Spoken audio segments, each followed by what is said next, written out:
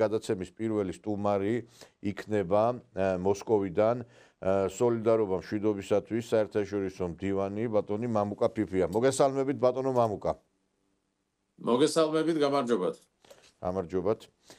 ბატონო მამუკა, თქვენ ალბათ ადევნებთ თვალყურს, როგორი საკმაოდ ისეთი დიდი გამოხმაურება აქვს ამ თემას, უკვე ელექტრონული საიტი შეიქმნა manifest.gi, სადაც ადამიანები უკვე ელექტრონულად აწერენ ხელს და ჩართული არის ყველა ამ საკითხთან მიმართებით და ჩვენ ალბათ გვექნება მრავალათასიანი, 100,000-ობით ადამიანიც ალბათ მოაწერს ხელს ამ ყველაფერს და თქვენ როგორ უყურებთ, აი მაქედან როგორ ადევნებენ თვალყურს, გვაინტერესებს სიტუაცია თვითონ რუსეთის ოფიციოზი ან მედია რა შეფასებებს უკეთებს იმ პროცესებს, რომელიც საქართველოში დაიწყო.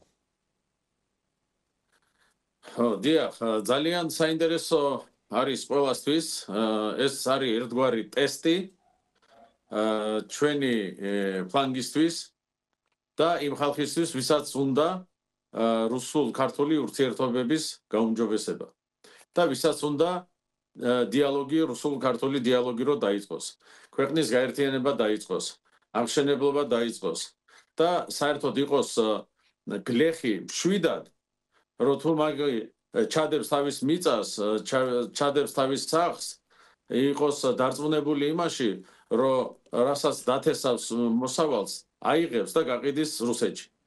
ის ხალხის, ვინც არის ჩართული ტურიზმის სფეროში, ისინიც უნდა იყვნენ დარწმუნებული, რომ რუსულ-ქართული ურთიერთობები ისე არ დაიძაბება, რომ რუსეთი ერთ დღეს გამოაცხადებს საქართველოს რაღაც მტრულ ქვეყანად. აქედან გამომდინარე, რუსეთშიც უყურებენ ამას ძალიან ყურადღებით.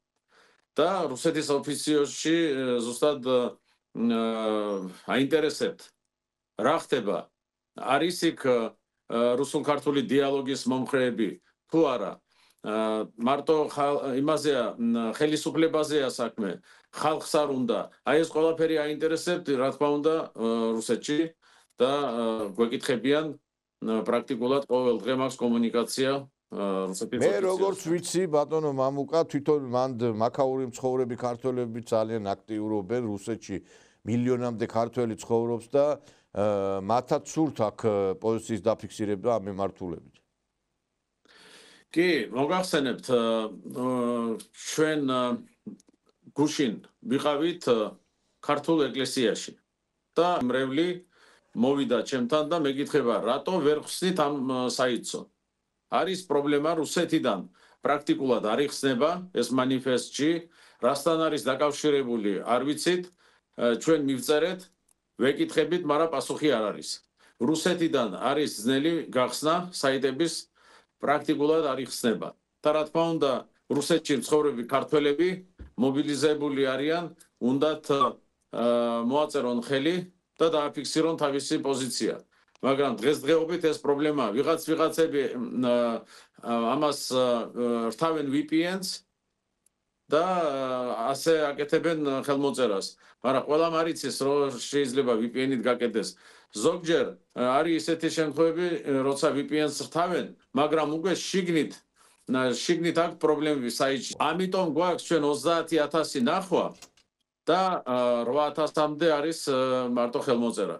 ესეც არ არის ცუდი რეზულტატები, მე მგონი არ არის ცუდი საქართველოსთვის 4 დღეში თუ მე-5 დღეა დღეს 8,000 ხელმოწერა. მე ვიცი რომ ასევე ბლანკებზეც იგეგმება, ეხა ზოგი შეიძლება ელექტრონულადაც ვერც მოაწეროს ხელი, აი მაგალითად დასრულმა ადამიანებმა ეხა 60 წლის, 75 წლის ადამიანი ცოტა ინტერნეტთან ვერ მეგობრობს და რაღაც ბლანკებიც იბეჭდება, გუშინ საუბრობდა ბატონი მიხეილ ჟღენტი, რომ ჩვენო აი ბლანკებს დავბეჭდავთო და შეიძლება აი მაგ კუთხითაც ალბათ იმუშაოს ხალხმა, რომ მაგაზე მოაწერონ ხელი და ეგეც დიახ, ჩვენ ვაპირებთ აქ საელჩოსთან დადგება ახალგაზრდები, არის ასეთი ქართული ორგანიზაცია გიმოში, აქ ასეთი პატარა სათვისტომო სტუდენტების და სტუდენტებმა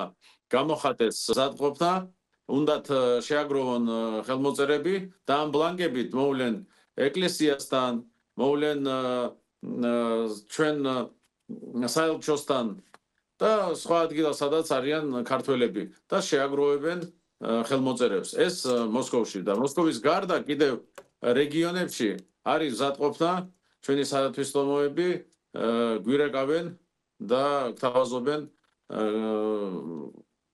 მიიღონ მონაწილეობა ხელის მოწერებში. მე მგონი რომ აქ საქართველოში სულ დაიწყოს ეს პროცესები და მესმის ამას ძალიან დიდი შრომა სჭირდება, ფინანსები სჭირდება, გადაადგილებას და ეს ყველაფერი დამატებით აი ამ კუთხით მოითხოვს ენერგიას და მე ერთი რამე შემიძლია ვთქვა, ეს ძალიან კარგი პროცესები დაიწყო, მაგრამ ცოტა არ იყოს ამ ყველაფერს აფერქვთალებს ის გაცხადებები, რომელიც ისმის საქართველოდან. მაგალითად, აი ხა უმრავლესობის ერთ-ერთი ლიდერი გამოვიდა ეს სამხარაძე და თქვა, რომ ჩვენო რუსეთთან დიპლომატიურ ურთიერთობებს არ აღვადგენთო, სანამ ტერიტორიებს არ დააბრუნებთო. გამოვიდა ასევე პარლამენტის სხვა წევრებიც, რომლებმაც ეს პოზიცია დააფიქსირეს. ეხლა მე ვფიქრობ, რომ ეხლა ეს განცხადებები ნამდვილად არასხამს აი ამ ხელმოწერების შეგროვებაზე წყალს და იმიტომ რომ ეხლა როდესაც ჩვენ ეს პროცესი დავიწყეთ, ეს პროცესი არის სახალხო, თან პარტიული არ არის, ეპარტიულია. აი თქვენ რა შეფასებებს გააკეთებთ აი ამ განცხადებებზე, რომ რუსებს არ დაველაპარაკებით, დიპლომატიურ ურთიერთობებს არ აღვადგენთ, არ ვიცი, აი რამდენად სწორი განცხადებებია, არ ვიცი, ეხლა ნუ მაყურებლისთვის მოგვინდია, მაგრამ თქვენი შეფასება როგორი არის? განცხადებები ასეთი ისმის, უსმენენ რუსები ყურადღებით, მაგრამ აქეთვე გეტყვით, რომ რუსეთში არის სრული ინფორმაციული სიჩუმე, სანამ მიდის ეს ხელმოწერები, მე ვფიქრობ, რომ რუსული მხარე არ გააკეთებს რაღაც მზაფრ განცხადებებს და თქვენ იცით, რომ აი ამ განცხადების ბატონი სამხარაძის მერე პასუხი არ იყო. და იმედია არც იქნება ასეთ განცხადებებზე პასუხი. ჩვენ 2 თვის განმავლობაში ვაგროვებთ ხელმოწერებს, მგონია, რომ რუსული მხარე უყურებს ამას ყურადღებით და მერე როცა მოხდება ხელმოწერების მობილიზაცია, როცა შევაგროვებთ ხელმოწერებს, შევთავაზებთ ხელისუფლებას დიალოგის დაწყების, ამის მერე ჩაერთება რუსები. კი იქნება ცალკეული დეპუტატებისგან შესაძლოა რაღაც გამოხტომები, ვიღაცა გამოხდეს და რაღაცა ისეთი პასუხი მისცეს, რაც ჩვენ საზოგადოებას არ მოეწონება, მაგრამ ასეთ დეპუტატებთანაც გვაქვს კომუნიკაცია, რომ ცოტა ყურადღებით იყვნენ საქართველოსთან მიმართებაში. თქვენ გამოცდილი პოლიტიკოსი ბრძანდებით და არ გსურთ, რომ რაღაცნაირად დაძაბოთ სიტუაცია და თქვენგან ეს მესმის, მაგრამ მე პირადად ვფიქრობ, რომ ნუ დღეს ჩვენი ქვეყნის გადარჩენა არის სწორედ დიპლომატიური ურთიერთობების ადგენაში. არ ვიცი, ახლა აი ზელენსკი ლაპარაკობს უკვე ფაქტობრივად რუსებთან, ხო? ქვეყანა, რომელიც მიწისაგან პირისა აგვილი არის. თუ ზელენსკი ელაპარაკება მაგალითად რუსეთის ხელისუფლებას, თუ პაშინიანი ყავაზე ეპატიჟება ალიევს. ეხლა ის შეხვედრა რო იყო, წამოყავა დავლიოთო რა. ქვეყნის ქვეყნის პირველი პირი, რომელიც ტერიტორიების ეს ყარაბაღის ტერიტორია გადავიდა აზერბაიჯანის და ქონდა დღესაც დაძაბული სიტუაცია არის სომხეთ აზერბაიჯანში. თუ ეს ხალხი ლაპარაკობს, გუშინ მოხდა ეს ომი და უამრავი ახალგაზრდა შეიწირა და სომხეთის გენოფონდის დიდი ნაწილი განადგურდა ამ ომის შედეგად და არ იცის პაშინიანმა როგორ საიდან მარცხიდან მარჯვიდან როგორ შეუძრეს იმას ალიევს. და ყავაზე ეპატიჟება და იმაზე ნამცხვარზე და ყველაფერი. აი ამ ფონზე მე მგონი რომ ჩვენ უნდა დავიწყოთ დიალოგი რუსეთთან, იმიტომ რომ ეს პოზიცია რომ ჯერ დაგვიბრუნოს და მერე დაველაპარაკე, მე მიმაჩნია არასწორად, იმიტომ რომ თუ დავაბრუნდა მერე სალაპარაკოც არაფერი არ არის, ხო? კი, ბატონ ნიკოლოზ, მესმის, რაზე საუბრობთ თქვენ, მაგრამ უყურეთ რა შეასაქმე. დღეს საქართველოს ხელისუფლება არის ხელჩართულ ბრძოლაში და ომში კოლექტიურ დასავლეთთან. Deep State-ი დაუძახეთ, რაც გინდა ის დაუძახეთ, მაგრამ სიმართლე ეს არის, არიან დღეს ხელჩართულ ბრძოლაში. აი ამ ბრძოლაში რაღაც მომენტებში რაღაც განცხადებები, რაღაც ტაქტიკური სვლები შესაძლოა საქართველოს ხელისუფლებისგან. თავარია რუსეთი ამ მომენტში და ამ მდგომარეობაში როცა არის საქართველო მეორე ფრონტს არ გახსნის. საქართველომ არ გაუხსნა მეორე ფრონტი და რუსეთიც არ გაუხსნის მეორე ფრონტს. და ჯობია ახლა ჩვენ ყველა დავწყნარდეთ, ყველა თავისი საქმე ვაკეთოთ, ჩვენ ვაგროვოთ ხელმოწერები, ხელისუფლებას აქვს უფრო დიდი სურათი და იქიდან ისინი რა თქმა უნდა მოქმედებენ. იქიდან გამომდინარე რა ინფორმაციები აქვთ და რა სურათი აქვთ. ჩვენ ვიმოქმედოთ ისე როგორც ჩვენ გვაქვს დასახული თავისუფალი ტრიბუნა, მოძრაობა თავისუფალი ტრიბუნა იმუშავებს, ხალხშიც გავალთ ყველა ერთად, კიდევ გვექნება 14-ში, ალბათ სადღაც როგორც მოვილაპარაკებთ ივნისში შეკრება, უფრო სხვა შემადგენლობით იმედია, ბევრი ხალხი რეკავს და ითხოვს შემოვიდეს ამ თავისუფალ ტრიბუნაში. ანუ გაფართოვდება წრე, ესე იგი ადამიანების იმედია გაფართოვდება. ამას ელის ქართველი ხალხი, შრომელი ხალხი, ამას ელის პოზიციაც, ოპოზიციაც, რუსეთშიც უყურებენ ამას ძალიან ყურადღებით. ამიტომ ჩვენი ვალია ბოლო 32 წლის განმავლობაში ეს არ მომხდარა და აი ჩვენ უნდა გავაკეთოთ ეს ახლა. თუ მეტეს აი ხა თვითონ რუსების დამოკიდებულება როგორია ვხედავთ აი პოზიტიური მარია ზახაროვა არაერთ დადებით განცხადებას აკეთებს აი ხა ასევე ძალიან ისეთი დადებით ტენდენციებია თვითონ პერიფერიებიდან რუსეთიდან აი ხა მე მაცნობებს გუშინ მაგალითად ინგუშეთში დაარქვეს ერთ-ერთ ქუჩას ქართველი ფრინავის სახელი ვლადიკავკაზში დაარქვეს ერთ-ერთ ქუჩას ასევე ქართველი საზოგადო მოღვაწის სახელი ეს ის ქუჩა სადაც არის ქართული სკოლა აი ხო და მე არ ვიცი ხა ყველანაირად რუსეთი ცდილობს რომ ჩვენსკენ გადმოდგას ნაბიჯები უამრავი ტურისტი ჩამოდის ბოლო საქართველოში და ეს მართლაც ძალიან დადებითად მოქმედებს ჩვენი ქვეყნების ურთიერთობაზე ბატონო ნიკოლოზ იცით რა ჩვენ ევროპისკენ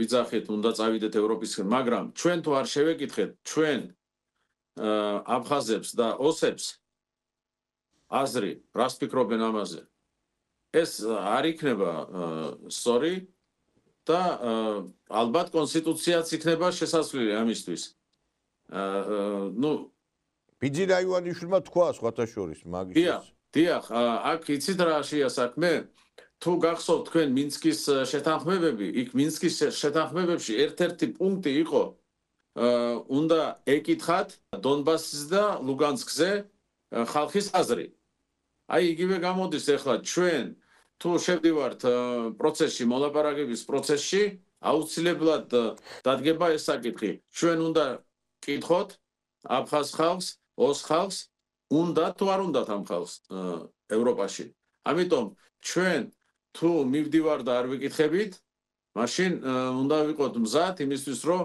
არც აფხაზიერი და არც ოსიერი არ დაგვეთანხმება ამაში ბატონო მამუკა ჩვენ ვიცით რომ თქვენ ძალიან აქტიურად ხართ ჩართული რუსეთის ოფიციოსთან მოლაპარაკებებით ასევე მაღალი დონის ჩინოვნიკებთან გაქვთ დიალოგი სხვადასხვა საჭიროებო საკითხებზე და როგორც მე მაქვს ინფორმაცია თქვენ ამ დღეებში ხვდებით სერგეი გლაზევს რუსეთის სამოკავშირეო სახელმწიფოს გენერალურ დივანს და თქვენ ადრეც გქონდათ მე ვიცით ეს შეხვედრა გლაზევთან და ეხლა რაზე იგეგმება რასთან დაკავშირებით იქნება და ამ შეხვედრაზეც რო გითხრათ ორი სიტყვა ბატონ გლაზევს უკვე მესამედ შეხვდები ხვალ სამუშაო შეხვედრა გვექნება ძალიან საინტერესო შეთავაზებები აქვს მოусვენთ და მე მოგახსენებთ რა თქმა უნდა თუ გახსოვთ თქვენ ორი კვირის წინ მე ვიყავი ბატონ გლაზევთან და გლაზევმა მიულოცა ქართველ ვეტერანებს და საერთოდ საქართველოს მოქალაქეებს 9 მაისი. და ეს გქონდა ჩვენ ეთერში თუ გახსოვთ 9 მაისს თუ 10 მაისს გამოვიდა ეს მოლოცვა. ყოველთვის გვაინტერესებს საქართველოსთან დაკავშირებული ყველა საკითხი, მაგრამ ყველაზე დიდი მაინც ხმაური საქართველოში გამოიწვია თქვენმა შეხვედრამ ნარიშკინთან, დაზვერვის სამსახურის ხელმძღვანელთან. აქ ძალიან დიდი აჟიოტაჟი ატყდა ამ საკითხებთან დაკავშირებით. ყველა თქვენს ფეხის გადადგმას, ყველა თქვენს შეხვედრას ეს დასავლეთის აგენტურა ძალიან ესე გამადიდებელი შუშებით უყურებს. ბატონო ნიკოლოზ, რაც შეეხება ჩემს შეხვედრებს და კიდევ სხვა შეხვედრები მექნება ქვეყნის სასარგებლოდ და საქართველოში რო იყოს სიმშვიდე. და ეს ყველაფერი არის ტრანსპარენტული.